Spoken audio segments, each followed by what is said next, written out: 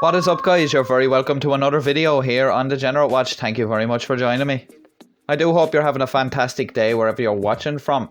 In this video today we're going to be taking a look at some pursuit clips, which is something we haven't done in quite some time here on the channel. For our first clip in this video we're heading to the car chase capital of the world, and that is of course California. More specifically Los Angeles, where we're going to see a lad whose car gets disabled and then he decides to try hitch a ride on a train to get away from the police. So sit back, relax, and let's hop into the first clip. When we rejoin things a little bit later on, you can see the police have taken up a position inside the rail yard behind some tank wagons. Now I'm not 100% sure what would be contained in those tank wagons. If anybody knows, let us know down below in the comments. But if it's some sort of flammable liquid or something dangerous, then I don't think it's great to be hiding behind them in case there is shots fired. Another thing is, if they are actually empty, I wonder are they pressurized or anything like that, so if a round did hit them would they explode? But as you can see from the wide shot here, there's not really many other options that they have to take cover. The rail yard by its nature there is pretty wide open, and those wagons kinda are ideally placed. If that actually wasn't there, they would have no cover whatsoever. They may have had to try some other tactic, like from the far side of the fence, somehow trying to see over it. These officers went to work that day, they didn't know they were going to get into a situation where they're going to be hiding behind some tanker wagon trying to get this guy out of a car. Just for anyone out there that goes in and does a kind of a routine job and it may get mundane from day to day, just spare a thought for these officers who never know what they're going to be getting into. As you can see from this shot here, he's blocked the windows with some cardboard and a sun visor as well, as I explained earlier on. Obviously to obscure the officers from seeing what's going on inside, or possibly to escape from the baking California sun. But you can really see the damage that was done to that front wheel there. It's absolutely bent, crooked, and it's nearly fallen off. Probably fortunate in a way for law enforcement that he did go in there and wreck the car, because he's contained in a nice sterile area and he wasn't out on the road endangering members of the public. As I mentioned earlier, this standoff went on for over 3 hours, so the police assessed the situation and they decided that it would be safer to not approach his vehicle on foot. So they called in the services of SWAT and their £17,500 Lenco BearCat. I've seen plenty of people over the years criticising the police for having vehicles like this, saying that it's a bit overkill. I admit that vehicles like this probably don't get as much use as a standard squad car, but at the same time, in situations like this, they can really come in useful for protecting officers. I've also seen them utilised in situations where people have barricaded themselves inside a building, so they definitely do have their purpose and place, but I can see why people can find them a bit intimidating. But I guess that's by design, because that's how they want the criminals to feel. So now with SWAT on scene and geared up, it was time to move in. At this stage, this guy had wasted far too much time and caused a lot of disruption, as the whole rail yard had to be shut down while this was going on. So as you can see here, SWAT moved the BearCat into a position in front of the truck, obviously to prevent him from moving off, although I don't think that truck's in any condition to move anywhere. And you have to feel for the person whose car it was that was stolen, because now they're going to be down a car until they get a replacement. Because sometimes these things can take a bit of time, and this person might be stuck for getting to work or dropping their kids off somewhere. You just don't know what people need their vehicles for. I found it hard to find the exact piece of footage where they actually pull up in front of him, but I believe that he got out of the truck immediately, and that's where we pick up with this footage here.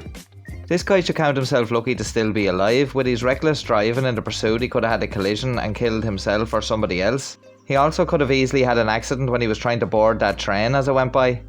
And now we see here the officers moving in to make the arrest, with SWAT leading the way, and they're going to go and clear the car to make sure there's nobody else inside. So a really good outcome here, as nobody was hurt or injured and the guy is in custody. But again, unfortunately for the owner of the vehicle, they're going to have to wait some time until they get a replacement. But at the end of the day, this guy was never going to get away. He was cornered inside the rail yard and he should have just gave himself up a lot sooner.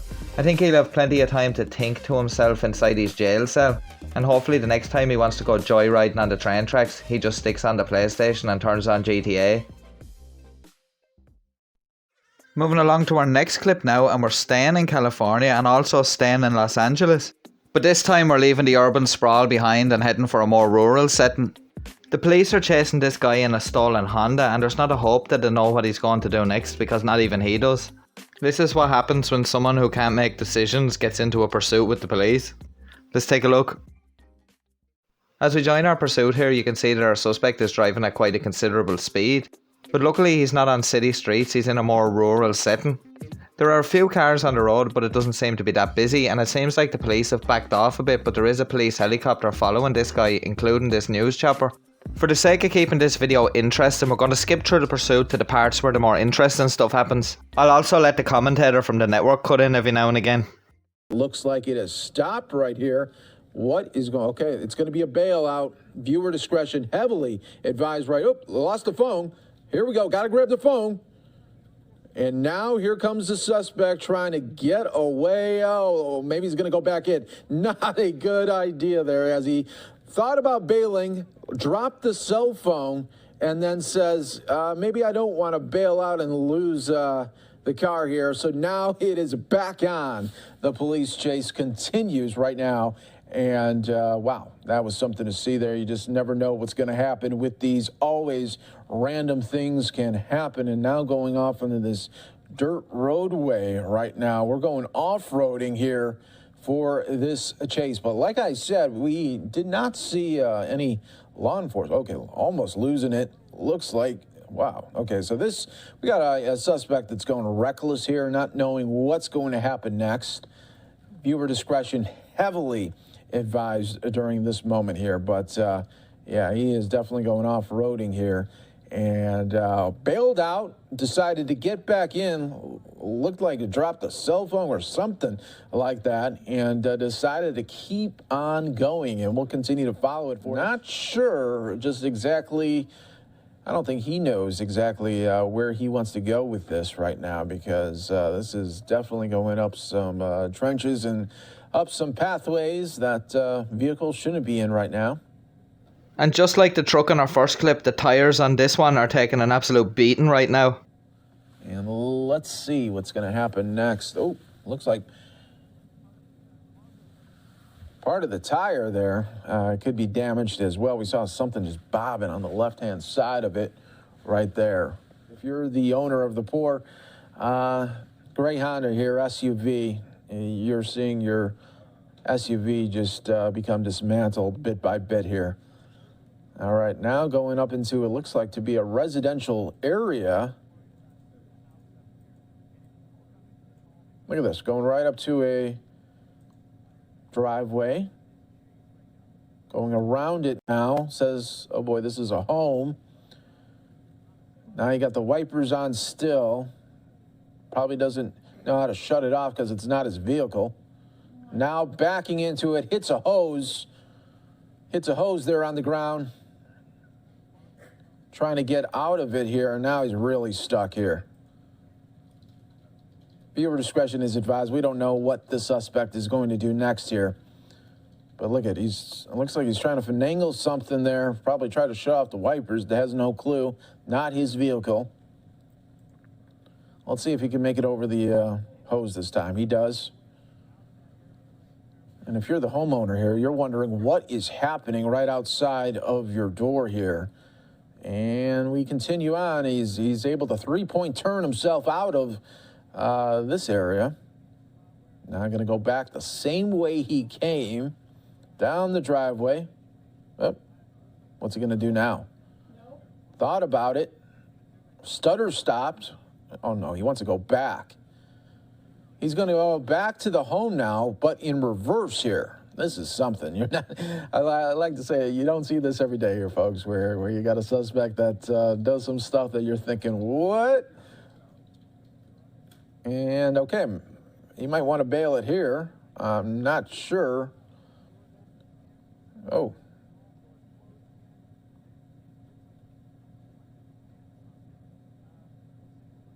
Door was open for a bit, decided, and then said, you know what, I want to go back down the driveway here. Maybe the third time will be the charm here, and we'll get the suspect down this pathway, but let's see.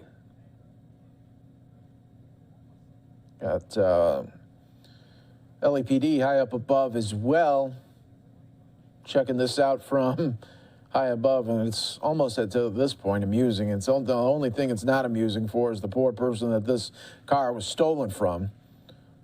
But okay, we got police there. We found our first police there, right there. And they have one police officer out of the vehicle. What are we going to have, a little showdown right here? He parks here in the car at the end of the driveway for quite a long time, just kind of in a standoff with this one officer that's already here. I reckon this guy's fairly panicked, and that's the reason why he's very indecisive and he doesn't know what he's doing. And when you have a suspect in that state of mind, it can be even more dangerous. The vehicle has took some damage but seems to be still drivable, so I don't know why he's just decided to sit it out here. And we also don't know whether this guy is armed either. A little while later, some more officers as backup approach on foot, and I don't know where their cars have been left, probably down the road somewhere, but I don't know why they wouldn't just drive them up and maybe try to block them in. And from an officer safety point, I really don't get what they're doing here. They're leaving themselves really exposed, especially if that guy is armed. I know that guy's covering them as they're walking up, but they're very, very exposed there. If they had had their vehicles with them, they'd have had some sort of cover and they'd have been able to get up a lot quicker, but maybe they were driving actual patrol cars and not an SUV like that other officer, so maybe they had to abandon them further down and come up on foot. But another thing as well, walking across in front of him like that, he could easily start the car up and then drive down at them and try to run them over. You really don't know what he's thinking.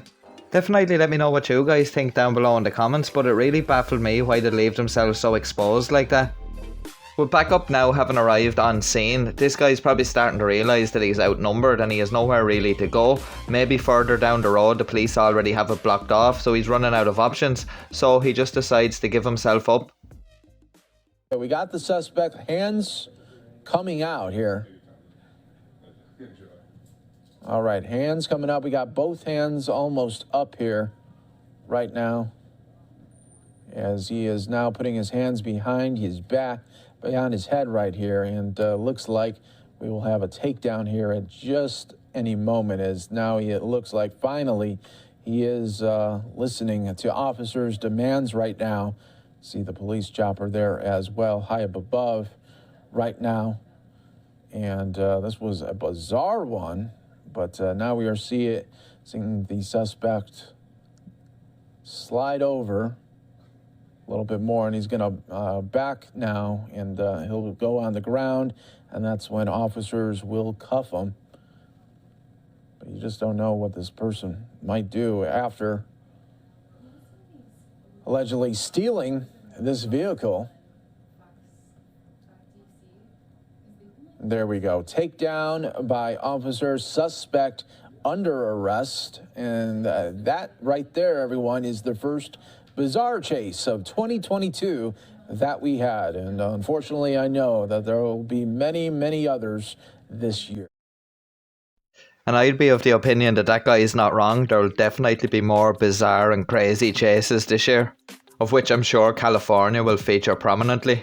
But two bizarre chases really. The first guy cornered himself in that rail yard because he thought he was at home playing GTA, but maybe the next time he should just do that instead. The second guy just seemed to be a bit panicked and didn't really know what he was at. But luckily in both chases nobody was injured and that both suspects were eventually taken into custody. But like I said already, I feel for the owners of those two vehicles that were stolen. Nothing worse than going out and spending your hard-earned money on a vehicle to get you from A to B, and then somebody comes along like that and just robs it on you and destroys it. So hopefully they get sorted out fairly rapidly with their insurance and that these guys get some time for what they did. I'll have a new episode of Airline Agitators coming very soon where we take a look at some rogue pilots, and if you haven't seen some of our other Airline Agitator episodes, I'm going to leave a link to the playlist down below in the description.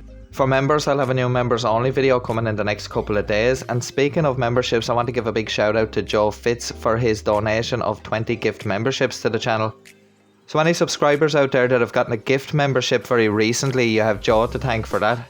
YouTube allocates the gift memberships randomly, so I think they do it during live events like live streams and premieres, so there may still be some to be still given out. So if you receive one, give Joe a thanks. And if any of you guys want to find out more about memberships, there's a link down below in the description, or hit the join button down below this video.